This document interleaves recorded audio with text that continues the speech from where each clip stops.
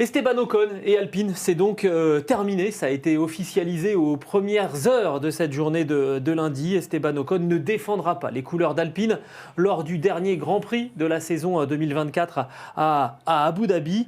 Et le Français aurait été informé de cette décision de Flavio Briatore juste avant le départ du Grand Prix au Qatar. Ça, c'est déjà quand même assez exceptionnel de rudesse.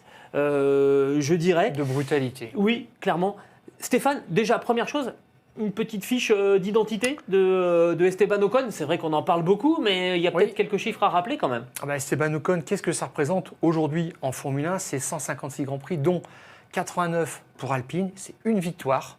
Pour Alpine. Voilà. La victoire d'Alpine en Formule 1. Français vainqueur en Formule 1, c'est 4 podiums quand même, 3 pour Alpine, un meilleur tour et 80 tours en tête. Voilà pour l'héritage que ça laisse. Et une histoire qui se termine mal, c'est un deal perdant-perdant, et un communiqué de presse totalement cynique, lapidaire.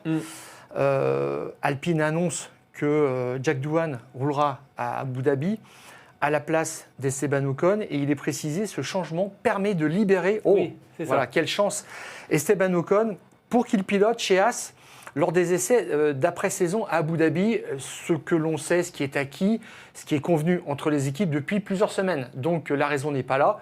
Je pense que c'est pour mettre d'abord Doohan dans la voiture. On verra pour quelle raison ensuite. Mais l'histoire se termine en queue de poisson.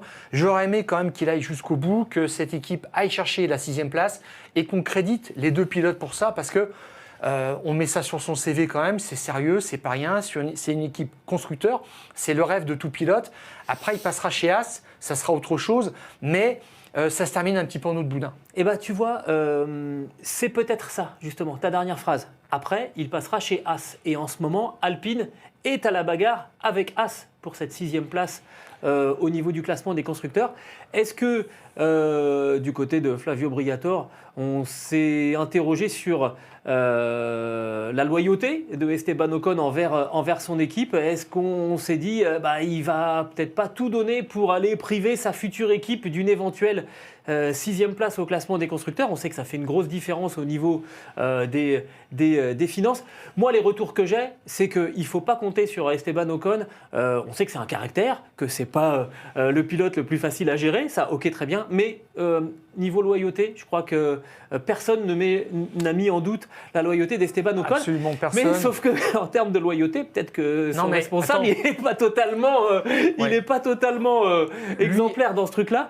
Je me dis, peut-être qu'on s'est dit, non, il ne va pas tout donner, et que si on met Jack Doohan dans la voiture, on peut lui demander de tout livrer et pourquoi pas de faire des choses que Esteban Ocon aurait refusé de faire. Alors d'abord, il fera jamais mieux Doohan que ce que Ocon aurait pu faire à Abu Dhabi. Je crois aussi. La voiture, on est d'accord là-dessus. Qu'on se comprenne bien, c'est pas une attaque contre Esteban, ce que je dis. Non, mais tout à fait. Bien de lever les... On doute absolument aucunement de son professionnalisme. Il court aussi pour avoir des résultats personnels. Tout à fait. Il a tout donné. On était proche de l'exploit. Il a roulé quand même un bon moment en tête. Donc là-dessus, on est au-delà de tout soupçon. Je pense qu'il fallait libérer la place pour mettre Doohan dans la voiture. Mais c'est vrai que le courant ne passait plus. Alors, il y a eu un événement important, c'était Monaco, où là, il y a eu une fracture, une rupture. Clairement, il y a eu des mots du directeur d'équipe d'alors, Bruno Famin, qui a dit qu'il y aurait des conséquences quand même.